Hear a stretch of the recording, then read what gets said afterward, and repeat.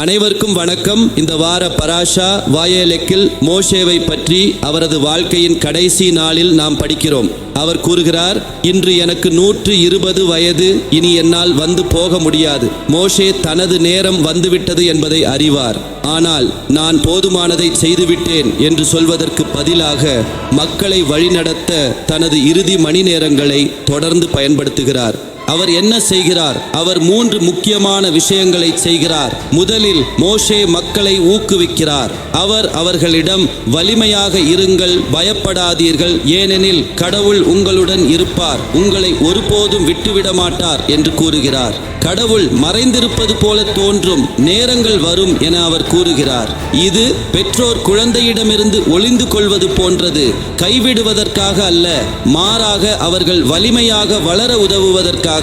ஞானிகள் இப்படித்தான் விளக்குகிறார்கள். கடவுள் தொலைவில் இருப்பது போல தோன்றினாலும் அவரது பிரசன்னம் எப்போதும் இருப்பதை மோசே மக்களுக்கு நினைவூட்டுகிறார். இரண்டாவதாக, மோசே தேசத்திற்கு அறிவுறுத்தல்களை வழங்குகிறார். அவர் தோராவை எழுதி ஒவ்வொரு 7 ஆண்டுகளுக்கும் சுக்கோட் பண்டிகையின் போது அதை கேட்க அனைத்து மக்களும் ஒன்று கூட வேண்டும் என்று கட்டளையிடுகிறார். ஆண்கள், பெண்கள், குழந்தைகள் அனைவரும் அங்கு இருக்க வேண்டும். தோரா ஒருபோதும் மறக்கப்படக்கூடாது என்பதற்கும் ஒவ்வொரு நபரும் அதன் ஒரு பகுதியாக உணர வேண்டும் என்பதற்கும் இந்த மாபெரும் கூட்டம் நடத்தப்பட்டது.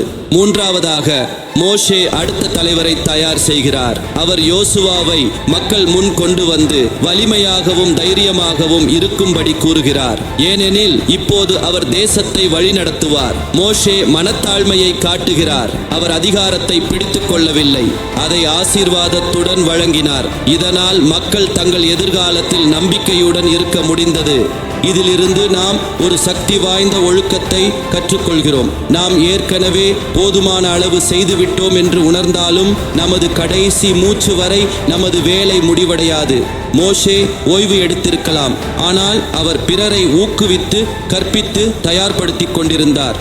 நமக்கு கொடுக்கப்பட்ட நேரத்தை நன்மை செய்வதற்கும், பிறரை வலுப்படுத்துவதற்கும், எதிர்காலத்திற்காக கட்டி எழுப்புவதற்கும் பயன்படுத்துவதை ஒருபோதும் நிறுத்தக்கூடாது என்று அவரது உதாரணம் நமக்கு கற்பிக்கிறது.